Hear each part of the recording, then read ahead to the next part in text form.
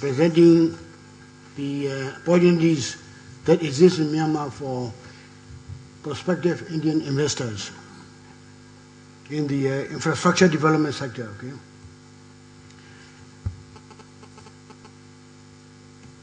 Especially in the energy sector, we already have very important investment by ONGC and GAIL. And those companies are already earning revenue from the export of shui gas to China.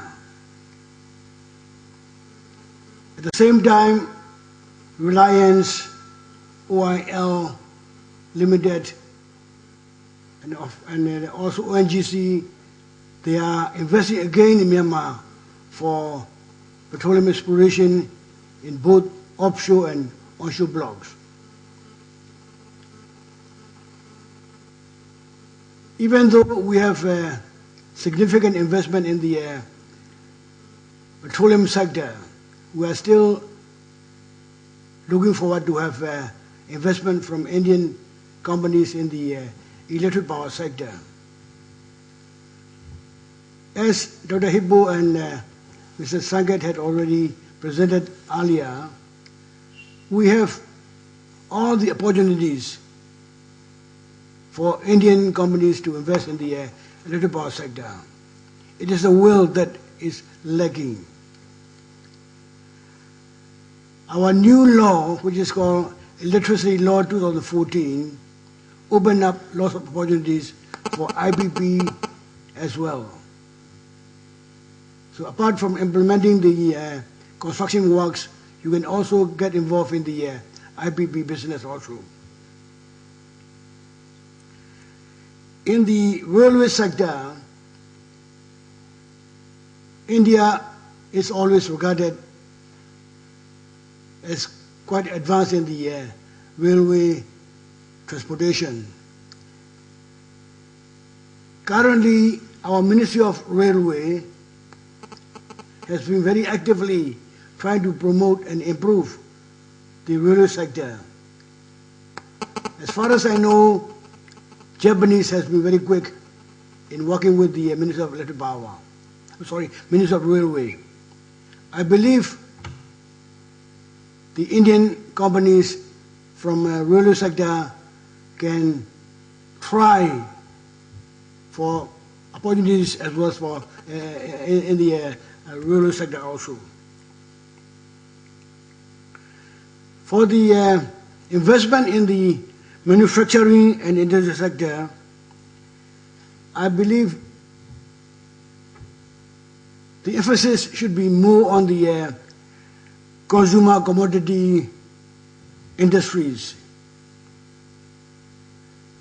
Myanmar needs lots of such consumer-oriented industries.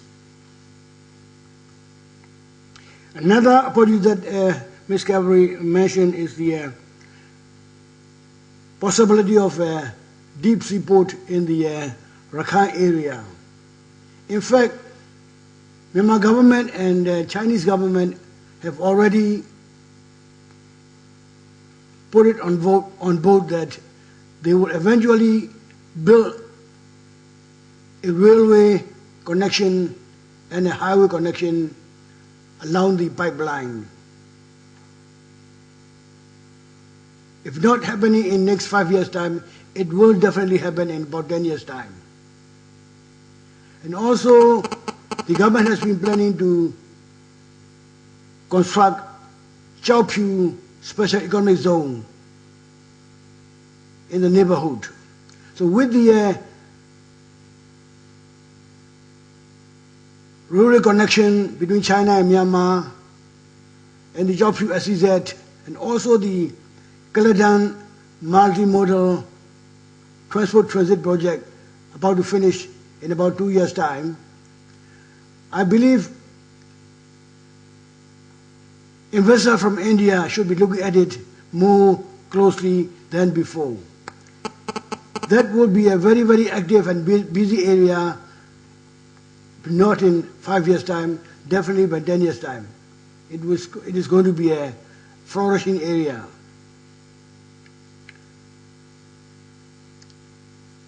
With that,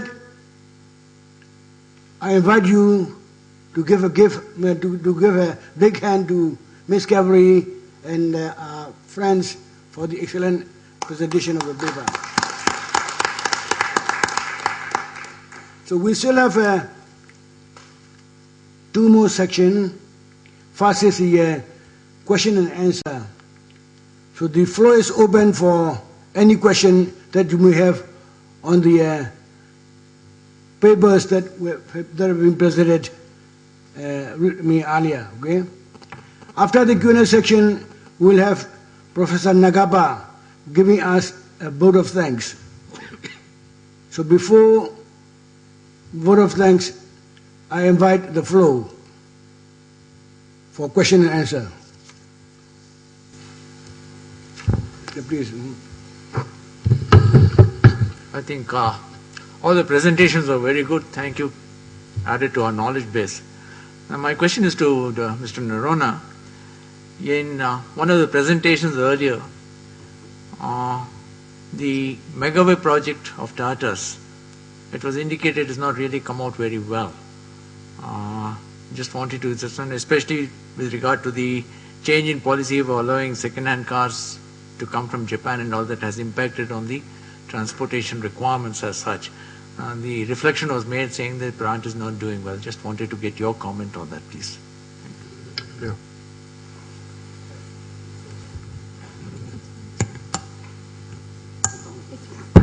Yeah. So, sir, the plant by itself, we did not expect it to do well from the day go. But one of the main reasons why we put up the plant was that initially it was encouraged by the government of India. That plant was put up with the Indian line of credit. And secondly, it was a statement for long-term stay in that country. So it's fulfilled that aspect of that we are here to stay in Myanmar, we have a plant here, and as and when we introduce more and more models into the country, opportunities for local manufacture will surely come up, in which place our plant would be up and running. So it's a good stepping stone, and we didn't fool ourselves at all that if we put up a plant there, it's going to be up and running and self-sufficient.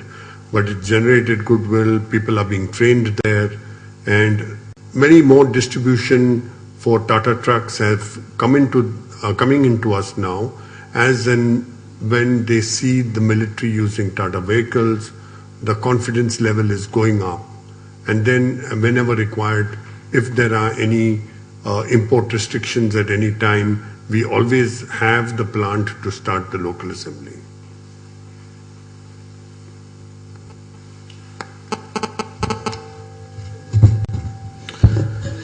This is to the first speaker who's on risk assessment. There are a couple of special economic zones coming up in Myanmar. Two of them, one is Chakphu, which is the Chinese are building up. The other is Thilawa. Temptation for Indian investor would be to go to Thilawa because it is being managed by Japanese, whereas Chakphu is being managed by Chinese. It's a Chinese investment. Have you or did you come across any studies doing a comparative analysis as what is beneficial for India, whether to invest in Chakphu or whether it is better to invest in Thilawa?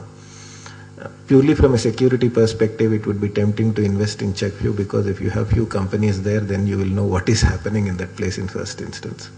You will have more in-depth understanding.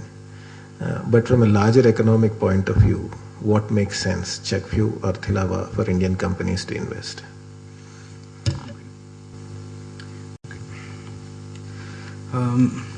From the investor's point of view, like the ARCA's risk mitigation solution is more of a, though it is macro, but we focus more on micro. For instance, we get into aspects of due diligence. It doesn't matter if China or Japanese involved there. For me, what matters is the kind of stakeholders Indian companies engage there in Myanmar. What risk those stakeholders pose to our Indian companies. So it's more of a risk-based due diligence we carry out. which is more of understanding who they are, what risk they hold for our business, and how Indian companies can mitigate it. So looking at from this point of view, if the risk is mitigable, yes, it's beneficial for Indian companies to get there and put their investments and look for revenues. So this is, I mean, its overall picture is this, yes.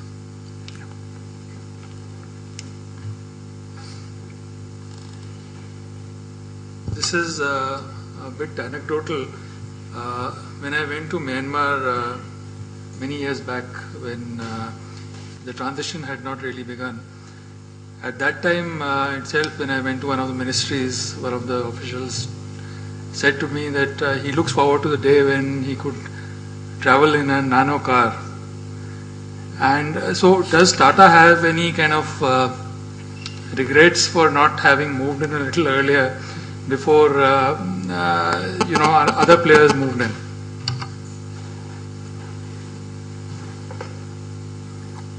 No, I think we have a well laid out strategy for Myanmar, and it would have been too premature to go in with cars. Tata's strength comes from commercial vehicles. So we thought we'd build our brand on commercial vehicles first and then move into something which is less performance driven but more brand driven like a car. So build the brand with the trucks, for which we are very well known, and then move into the smaller vehicles.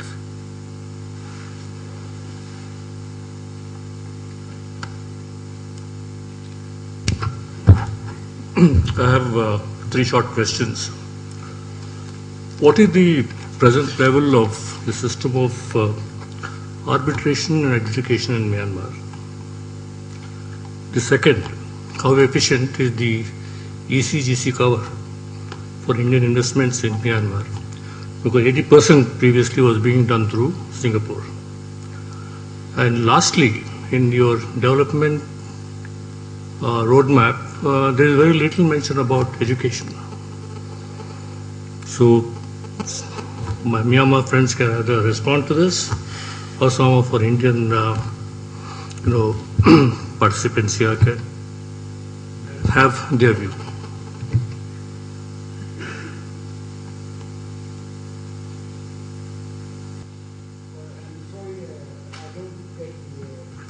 The first one is about the efficient system of arbitration and adjudication in case you have a dispute between 2 private parties, given the status of the Supreme Court in Myanmar, which is the final adjudicator. The second is we have something called as the export cover and guarantee cooperation, which covers the Indian exporters who want to export their products to Myanmar. As I believe 80% of the cover is now being done through Singapore rather than across the 2 countries. Insurance. Export credit and guarantee cooperation we have in India. And the last is, in this entire roadmap, where does the education figure? Higher education. Education. Can a private party in India set up a college or a university in Myanmar? Yeah, okay. Thank you very much for the question. Okay? For the first question on the arbitration system in Myanmar, previously we insist on our own arbitration, which happened to be of British India origin, dating back to 1913 or something like that. Lately, Myanmar has recently acceded to New York Convention. So for Indian companies who is going to come to Myanmar, I would say they would not find it in a strange environment. The arbitration law may be very, very familiar to Indian companies. Also, our recent accession to New York Convention may help also. The second question on the export insurance coverage. I believe India and ASEAN countries have already agreed on the free trade agreement. With this free trade agreement, lots of guarantees and the, let's say, relaxation are already given to the export and importer. So in that connection also, at least to me personally, I would not see any major problems. For the private sector in the education,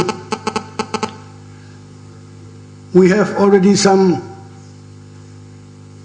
educationists coming from UK, even from Turkey. In basic education system as well as in the medical education, all these things. So private sector is already coming in from overseas to help us with the improvement of the education system. Okay, I believe I get that. If Excellency Ukamawan may add something on this, please. Well, I really admit that I'm not that familiar with the subject, but just let me add that with more interaction with foreign companies, when I say foreign companies, it's not only from our region, but from outside the region, like from US and Europe. This legal aspect is coming into the fore. And at the moment,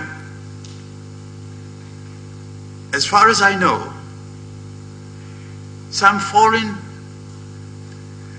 legal corporations have at least made some feelers and are thinking of setting up the office. Because to tell you frankly, in our country, I think that maybe in this case we are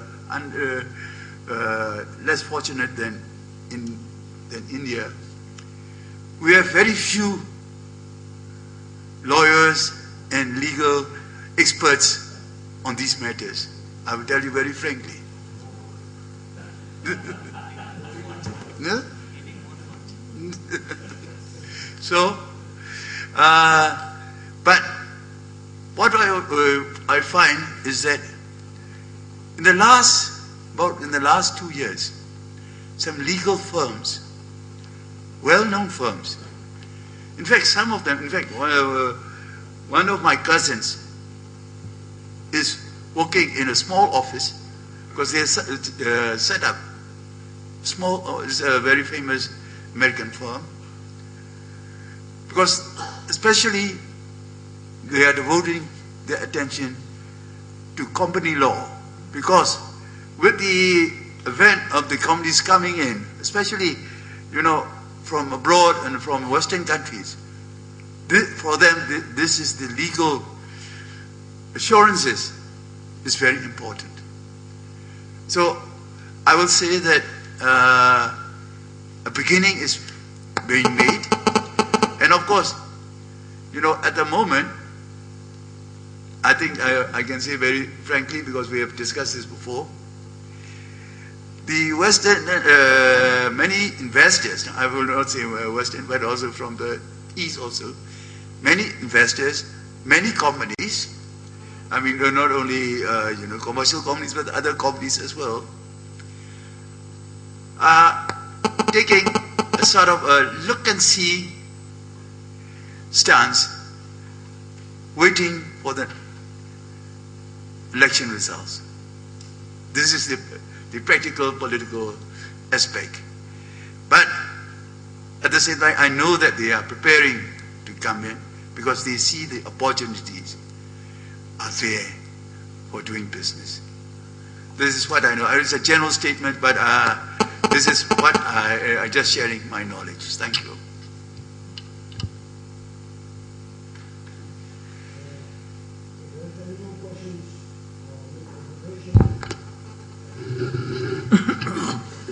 I'm still looking for the answer to the question, the third question he posed on education.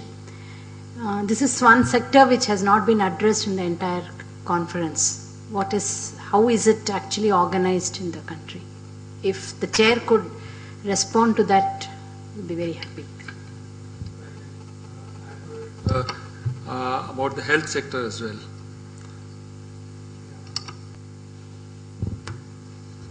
Well, at least private sectors, both domestics and overseas, they are already moving ahead. Even though our own education law is still in the process of preparation. Lots of discussion has been going on, upward, downward, sidewise. Until now, there has been no, let's say, approved education law yet. But we can say that this law will try to accommodate all the foreseeable problems in the education system.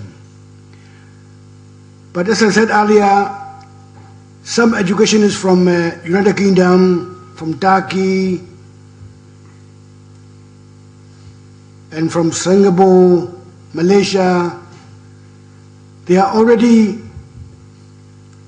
establishing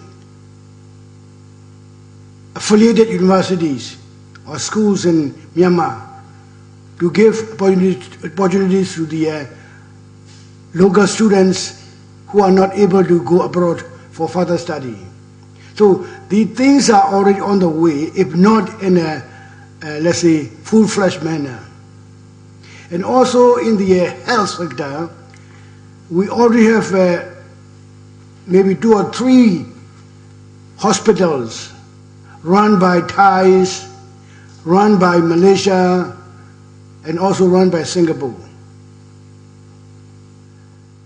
Normally or previously, or even until now, most of our people who have health problems, they either go to Thailand or to Singapore or to Malaysia. It was said that many of the medical tourists to Thailand are made up most by the Myanmar people. This is one area which India can also exploit. Yesterday when we heard about discussion from the northeast corner of India,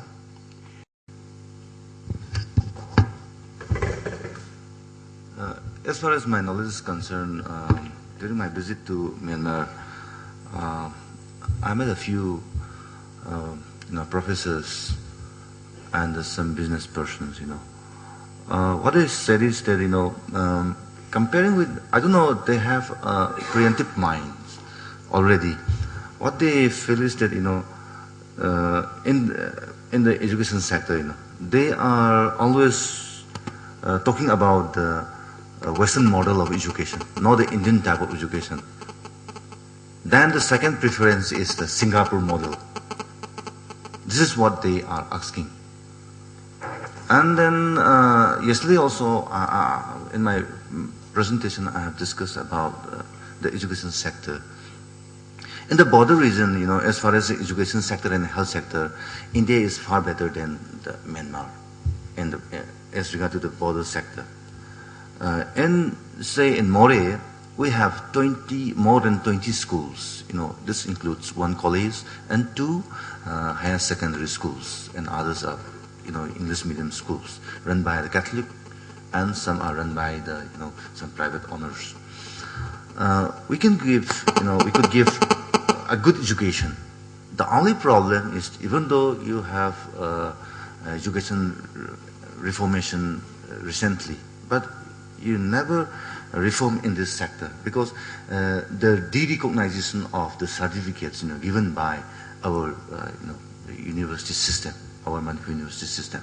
This is number one.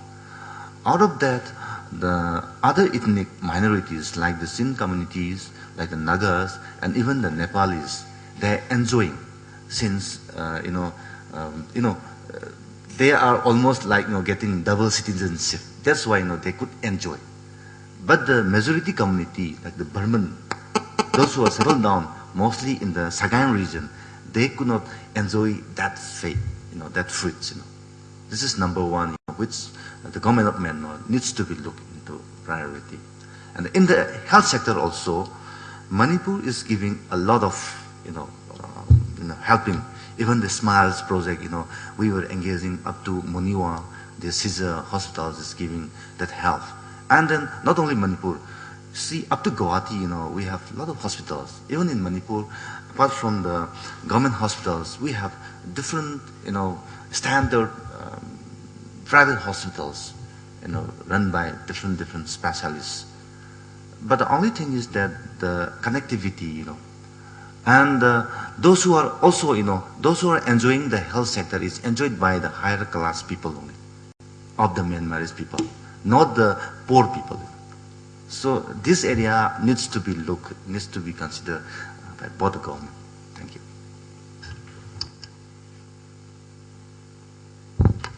Can I just add something about education and health sector, although I am not an expert on this.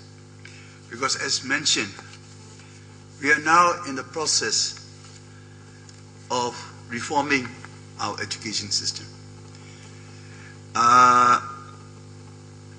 As you know, in the education system, we have, in our case, what we call the basic education and higher education. Basic education means up to the matriculation, from the kindergarten up to matriculation. And higher education is the universities and colleges. Now this education law that we are preparing, it concerns both basic and higher education. And this is a law which was, of course, it was drafted by under the guidance of the Ministry of Education, but it was actually drafted by professionals. Professionals meaning the professors, the educationalists from the ministry, as well as retired personnel, plus well-known educationists from abroad. Because we feel, rather the government feels, that for the future development of the nation, for the progress of nation, you cannot have development without education, and without a sound education system. So this was going to be a complete overhaul of the education system. I will not go into details, but we are also having some problem on this education bill because of some student activists, because they want the student union to be represented at the university governing councils as full-fledged members. So this is one of the problems that we are having. And but having a bill, a law is one thing, implementing is another. Because as I see it, I'm not an educationist, as I see it, we are also going to need, and we are also going to need to improve our academic staff, our teachers. I don't know about in India, but I will tell you very openly, in our country, the standard, but the curriculum is the same, but the standard of and level of teaching and the standard and level of the teachers in the cities and towns are quite different from the villages and smaller towns. I don't know whether this is true in India, because the most qualified people are in the big cities. So all these questions we will have to tackle, and this is right now a very sensitive issue. But at the same time, let me also add that parallel to the government, by the way, let me say, when I spoke of matriculation, one thing that has been decided is that, for us to pass the matriculation, we have to attend 10 years from kindergarten, from the first standard up to 10 years.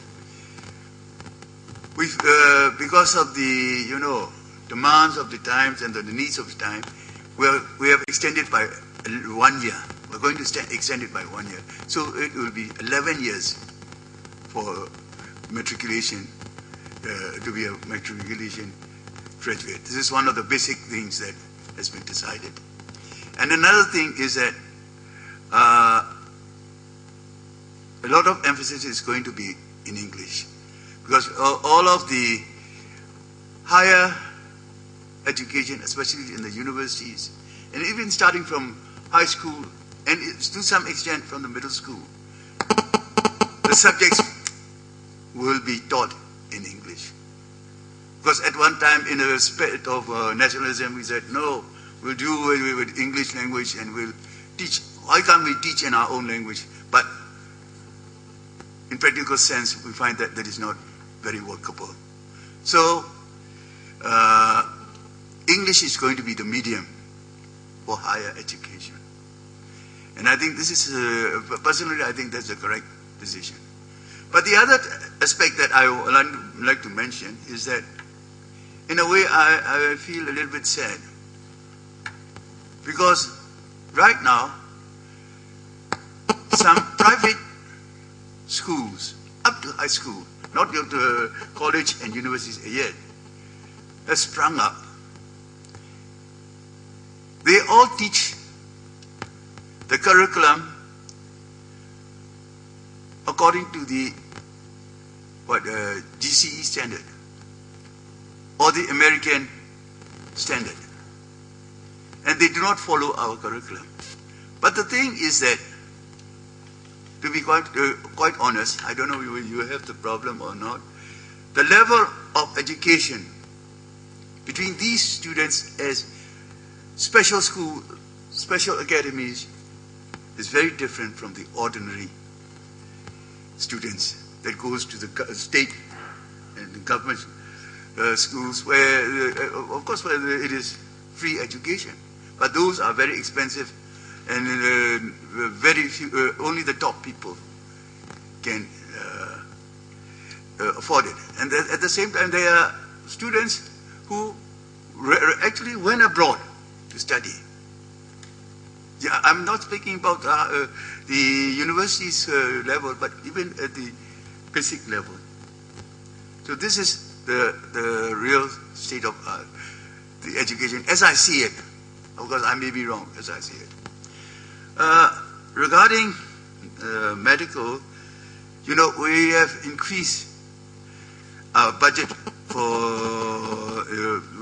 the health ministry, especially for the education ministry. We have, I think, almost doubled in the last 2-3 years the budget allotted to education, but at least 1.5 times, I think, to education. But the thing is, our government tried to provide free medical, but the thing is, no government can afford really free medical treatment to everybody.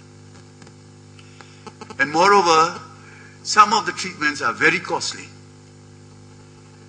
Of course, technology advancement is very good, but sometimes technology advancement also means that, if you are going to take an MRI or, something like that, it's very costly.